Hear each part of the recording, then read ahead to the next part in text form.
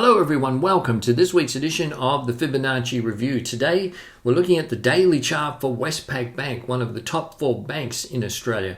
One of the reasons that this chart caught my eye was my favorite pattern in trading, and that is the 3 higher low swing lows. For example, you can see there's a major low here, July 22. There was a rise, then prices got pushed back to form a new low, July 29, which is slightly higher than the previous one.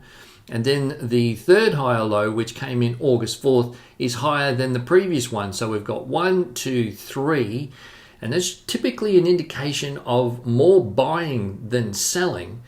Could be a big trader or a big institution wanting to get more stock. So they play around with the numbers a little bit. And as you can see, once that pattern is recognized and confirmed, it's a case of everyone starts piling in because we know where the market's going to go. And here in this case, you can see the third higher low was 33.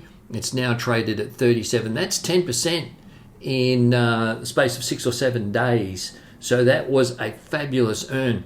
The Fibonacci series is a terrific tool that you can use to find support and resistance levels in price and in time.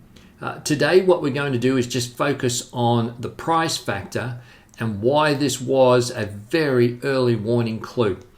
Now, if we go in, I've got the Fibonacci tool here. The last significant low was down through here, April 7, and you can see that we're bringing the tool up to the last top, which was here, June 27.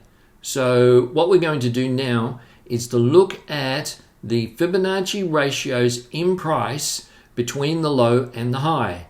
And all we need to do is just drag this across to the right-hand side, and the 38.2%, which is very close to a 1/3 retracement, is exactly the low price for the support bar here, July 22. You can see the low 32.38.